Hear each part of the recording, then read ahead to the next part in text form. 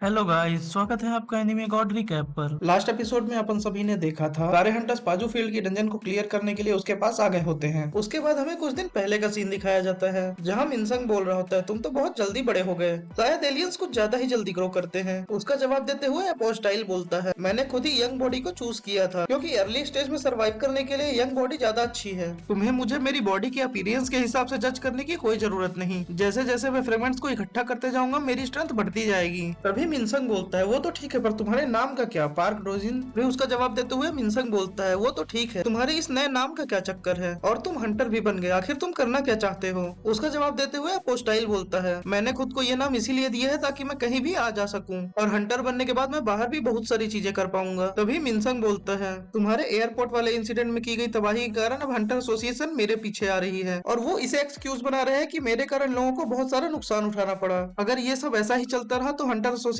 जल्दी ही पाजू फील्ड वाली फैक्ट्री का पता लगा लेगी और हम दोनों का खेल वहीं खत्म हो जाएगा। उसका जवाब देते हुए वो अपोस्टाइल बोलता है, तुम चिंता मत करो, मैंने ग्रिम रीपर गिल्ड को ये सब होने से रोकने के लिए ही ज्वाइन किया है। जो भी हंटर्स इस रेड पार्टी को ज्वाइन करेंगे मैं उन सबको बिलीवर्स में बदल दूंगा, और जब ऐसा होगा तो उन्हें वहाँ कुछ भी नहीं मिलने वाला। तभी मिनसंग बोलता है, शुरू से ही एक अच्छी चाल, पर क्या तुम्हें लगता है कि तुम लिम टाइग्यू को हरा सकते हो जो कि अभी एक एस रैंक का हंटर है? अच्छा, तो मैंने लिम टाइग्यू को मारने का जो प्रॉमिस किया था तुम उसकी बात कर रहे हो? उससे मिलने के बाद अब मैं श्योर हो गया हूँ, अगर मैं अभी एक एस रैंक हंटर से फाइट करूँ तो मैं उसे हरा दूंगा। और उसका जवाब सुनकर मिनसंग मन ही मन सोच रहा होता है, मुझे फर्क नहीं पड़ता, भले ही तुम दोनों वहाँ मर जाओ, पर अपना प्रॉमिस पूरा करो। इसके बाद हमें हंटर एसोसिएशन के चेयरमैन का सीन दिखाया जाता है और वो मन ही मन सोच रहे होते हैं कि पाजू फील्ड की रेड जल्दी ही शुरू होने वाली है। हमें इस रेड में ली मिनसुंग और स्टारडस्ट के बारे में सॉलिड एविडेंस निकालना पड़ेगा, पर अगर मैं उन हंटर्स के बारे में सोचूं जो कि इस रेड में पार्टिसिपेट कर रहे हैं तो शायद मुझे टेंशन लेने की कोई जरूरत नहीं, thanks to the white tiger guild, जिनकी हेल्प की वजह से एक ए रैंक की हंटर बीक मिहो भी इस रेड में पार्टिसिपेट कर रही है। अगर वहाँ कोई भी गड़बड़ होती है तो हमारे पास हंटर चोई जोंगिन और बाकी के जो एस रैंक के हंटर हैं वो सभी तैयार रहेंगे। पर ये नया एस रैंक का हंटर पार्क डोजिन जो कि अचानक से ही अपीयर हो गया, ये एक अनप्रिडिक्टेबल खतरा हो सकता है। और जैसा कि इसने ग्रिम रीपर गिल्ड को ज्वाइन किया है, वो भी ठीक उसी टाइम पे जब हम पाजू फील्ड की रेड को स्टार्ट करने वाले थे। मुझे लगता तो नहीं है ऐसा होगा, पर सिचुएशन ली मिनजुंग के फेवर में भी जा सकती है। पर यहाँ एक और चीज मुझे परेशान कर रही है, सुहो ने इस रेड को माइनिंग क्रू का पार्ट बनकर ज्वाइन किया है। अब पता नहीं ये कोइंसिडेंस है या फेट, पर मैंने माइनिंग क्रू का पार्ट बनकर इस रेड में जाने की उसकी रिक्वेस्ट को अप्रूव कर दिया है। और अब मुझे नहीं पता कि ये एक सही डिसीजन था या नहीं, पर अगर ये सब सुहो का कोई प्लान है तो मुझे तो हेल्प करनी ही पड़ेगी। इसके बाद हमें एक सेलेमेंडर मॉन्स्टर को दिखाया जाता है जो कि अपने मुंह में एक फायर बॉल बना रहा होता है, और हम कुछ पर्सन्स को देखते हैं जो कि अपनी शील्ड से उसे डिफ्लेक्ट करने की कोशिश कर रहे होते हैं, और उस अटैक को ब्लॉक करते हुए वो पर्सन बोल रहे होते हैं, स्ट्राइक टीम हम इसे ज्यादा देर तक नहीं रोक सकते।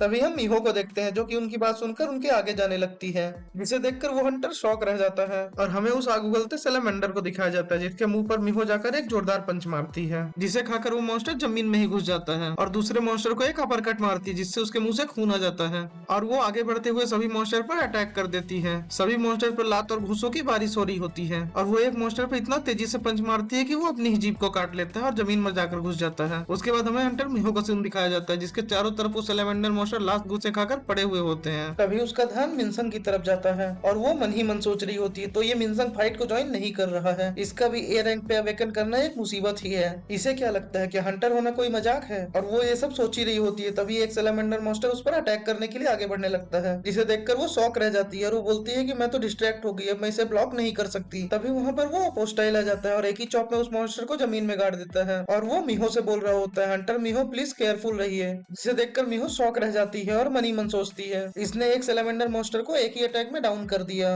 हंटर पार्क डोजिन, और ये एक कैजुअल से कपड़े पहनकर इस रेड में आ गया। मुझे तो ये एक एस रैंक का हंटर कम और एक बच्चा ज्यादा लग रहा है। वो अपोस्टाइल अटैक करते हुए सारे मॉन्स्टर्स की गर्दन उड़ा देता है। ये सब देखकर मीहो मनी मन सोच रही होती है, एस रैंक वाले हंटर तो एक अलग ही लेवल पे होते हैं। और हमें थोड़ी देर बाद का सीन दिखाया जाता है, चारों तरफ उन मॉन्स्टर्स के ब्लड फैले होते हैं और वो सभी हंटर आपस में बात कर रहे होते हैं। तभी वहाँ पे खड़ा एक हंटर बोलता है कि लगता है कि यहाँ पर अब सब क्लियर हो गया। उसका जवाब देते हुए मीहो बोलती है, जितना मैंने एक्सपेक्ट किया था उससे ज्यादा ही जल्दी ये सब खत्म हो गया, तो मुझे लग रहा है कि पाजू फील्ड में तो बहुत ही कम मॉन्स्टर्स हैं। उसकी बात सुनकर मिनसंग बोलता है, तो हंटर मीहो आपने रियलाइज कर लिया, क्योंकि यहाँ की इंचार्ज ग्रिम रीपर गिल्ड थी, तो हम यहाँ पर रूटीन मॉन्स्टर हंट रेड करते ही रहते थे ताकि बाहरी दुनिया को इससे कोई प्रॉब्लम ना हो। ये सब सुनकर मीहो मनी मन सोच रही होती है, ये रूटीन मॉन्स्टर हंट की बात कर रहा है, आमतौर पर गिल्ड्स इसके बारे में जरा भी चिंता नहीं करती, क्योंकि डेंजर्स में तो रोज इंटर करने की जरूरत भी नहीं होती। डेफिनेटली यहाँ पर कुछ तो अजीब है। तभी मिनसंग बोलता है, यहाँ पर सब हो गया तो बॉस मॉन्स्टर का रूम उस तरफ है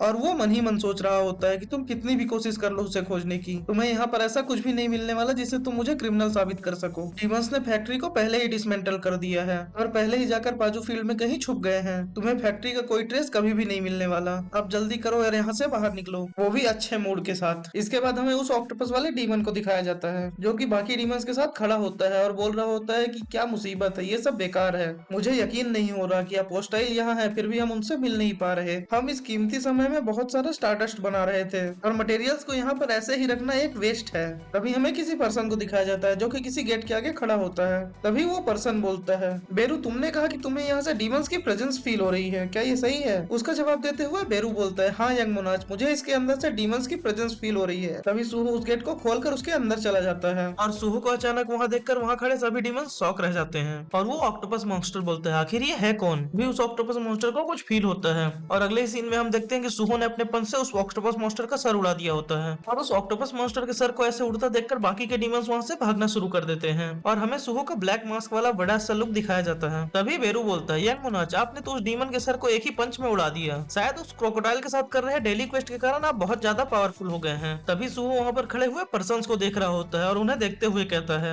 इन सभी लोगों के पास अपना कोई दिमाग नहीं है। पाजू फील्ड पक्का से ही एक स्टारडस्ट फैक्ट्री है। तभी सुहो को एक आवाज आती है, एक ब्लैक मास्क, और सुहो देखता है कि उस ऑक्टोपस मॉन्स्टर का कटा हुआ सर बात कर रहा है और उस ऑक्टोपस मॉन्स्टर का सर बोल रहा होता है, मैंने कभी नहीं सोचा था कि वो पर्सन जो कि हमारे रास्ते और हमारे ग्रेट प्लान में बार बार रुकावट बन रहा है, जिस ब्लैक मास्क वाले पर्सन के बारे में अपोस्टाइल ने मेंशन किया था, वो यहाँ पर आएगा। और उसके टेंटिकल्स को दिखाया जाता है जिससे रेड कलर का ऑरा निकल रहा होता है और उस मॉन्स्टर का सर बोल रहा होता है, ये बहुत ही अच्छा है, और उसका सर उसकी बॉडी से जुड़ने लगता है और वो मॉन्स्टर बोल रहा होता है कि तुम अपोस्टाइल के लिए एक बहुत ही बढ़िया गिफ्ट बनोगे। इसी के साथ हमारा ये एपिसोड यहीं पर खत्म होता है। वीडियो पसंद आए तो लाइक करें, चैनल को सब्सक्राइब करें। मिलते हैं नेक्स्ट वीडियो में।